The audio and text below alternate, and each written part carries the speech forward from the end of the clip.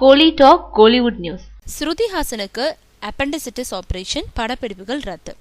பாலிவுட்டோட powerful நடிகையாகிட்டார் Shruti Haasan. இந்த மாதிரியான வேஷங்கள்ல மட்டும்தான் நடிப்பேன்னு இல்லாம எந்த மாதிரியான சர்ச்சைக்குரிய வேஷம்னாலும் துணிச்சலா நடிக்கக்கூடியவங்கன்ற பெயரோட வேகமா முன்னேறிட்டு இருக்கவங்க ஸ்ருதி.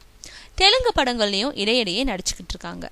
இப்போ ராம் சரணோட எவடோன்ற படத்துல நடிச்சு முடிச்சுட்டாங்க. அந்த படம் திரைக்கு வர தயாரா இருக்கு. அதுக்கப்புறம் ரேஸ் குராம்ன்ற படத்துல இப்போ நடிச்சுட்டு வராங்க. இந்த நிலையில ஜனவரி 5ஆம் தேதி ஸ்ருதிக்கு திடீர்னு கடுமையான வயிற்று வலி ஏற்பட்டிருக்கு.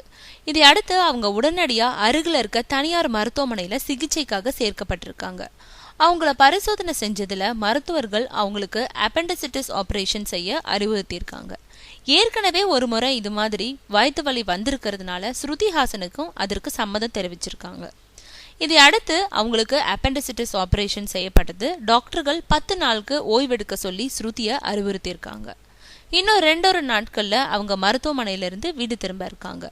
ஸ்ருதியை அருகிலிருந்து கவனிச்சு கொள்றதுக்காக அவங்க அம்மா சரிகாவும் தங்கை அக்ஷராவும் ஹைதராபாத் விரைஞ்சிருக்காங்க. இதனால ஸ்ருதி ஹாசன் நடிச்சுக்கிட்டு இருக்கோம் தெலுங்கு, ஹிந்தி படங்களோட படப்பிடிப்புகள் தற்காலிகமா ரத்து செய்யப்பட்டிருக்கு.